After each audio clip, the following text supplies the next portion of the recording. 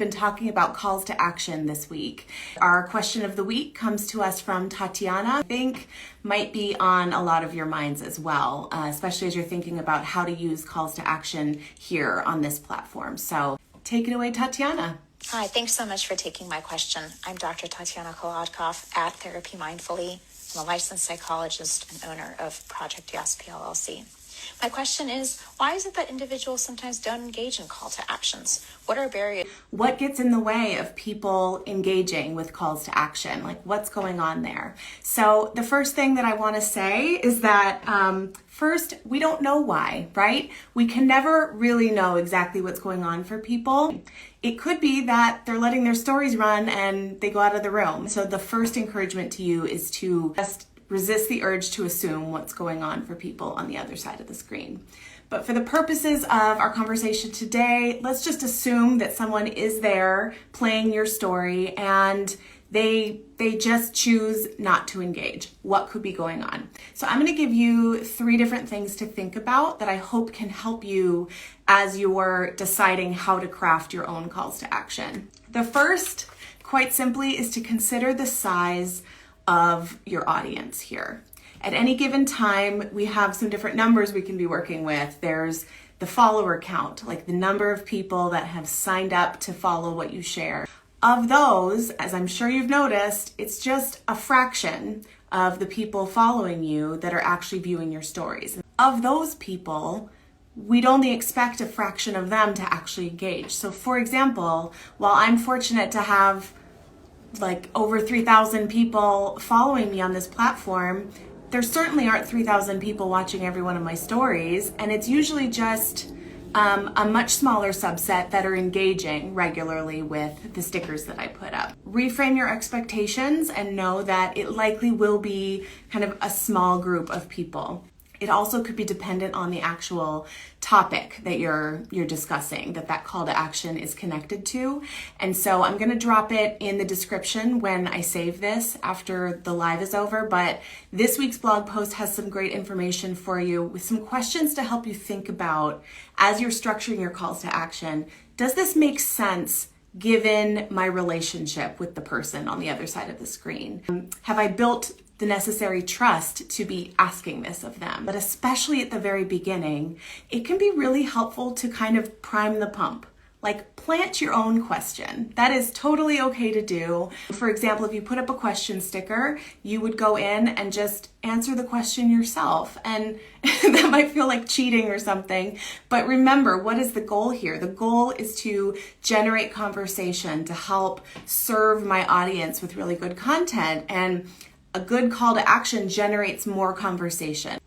What's the question they might not even realize that they have? Or if I've posed a question, what's an answer that I hear often from members of this community? Or maybe that I've heard from the clients and patients that I've worked with.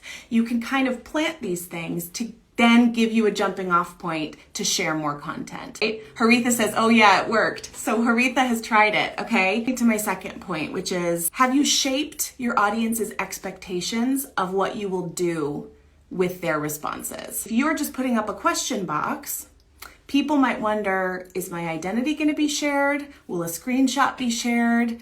Are they going to follow up with me about my question? What's going to happen? I'm a big fan of crystal clear communication whenever possible. So I think it's a good idea to spell it out. If you are putting up a question box, for example, and you plan to do one of those scrolling screen shares in your stories of everyone's answers, well, that will show people's identity. And so one thing that you can do is say, this is what I plan to do with it. Or you can say, I'll conceal the identity of everyone who shares. I'll just share anonymous responses. This can help kind of take the burden off of some people about, is this safe to share? The other thing that you can do is model for people what you're going to do. So for example, you might get a response that you share when your audience sees that you have blocked out the photo or the name of the person, or if they see their identifying information but you've included shared with permission or something like that.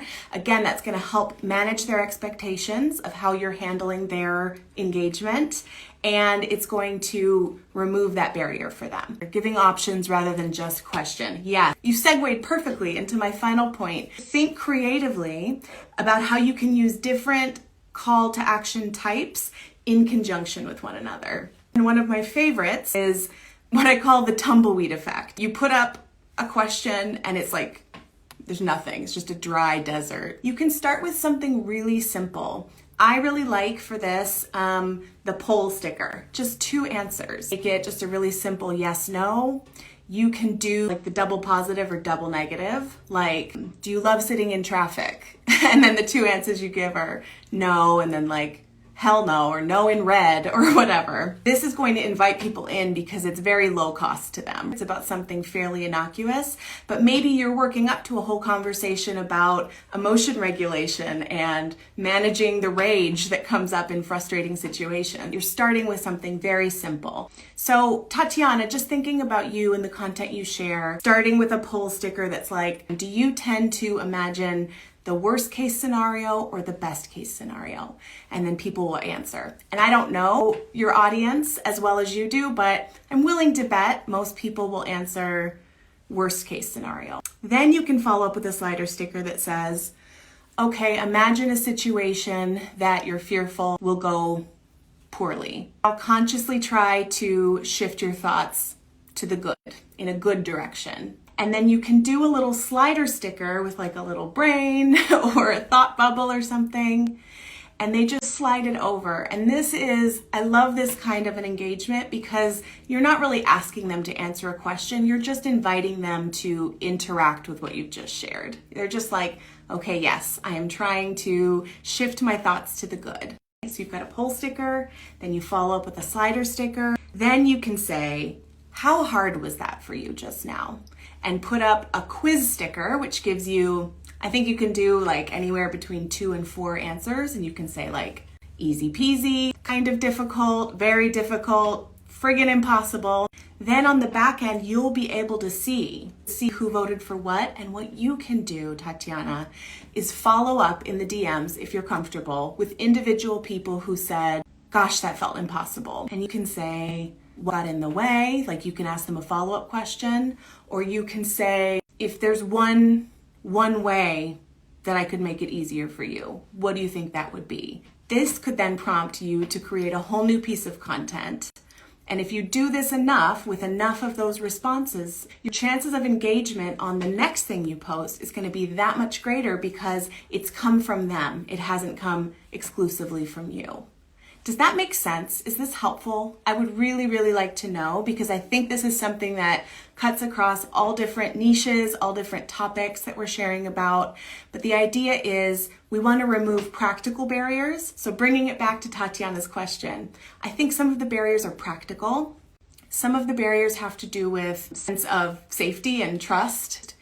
And then also psychological barrier, like, oof, this is a heavy answer to be typing into a question sticker at 7 a.m. But this poll sticker, I can tap that.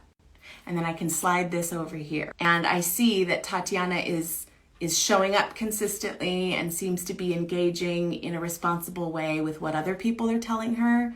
I might be willing to take that next step too and answer her question in the DMs. Step back and think creatively about how can I use all these little bells and whistles on this platform together in a way that will, over time, invite more of my audience to have a conversation with me. That's what we're after at the end of the day. And thank you to Tatiana for our question. I will link all of her information below so you can connect with her. Have a wonderful weekend, everyone. Bye.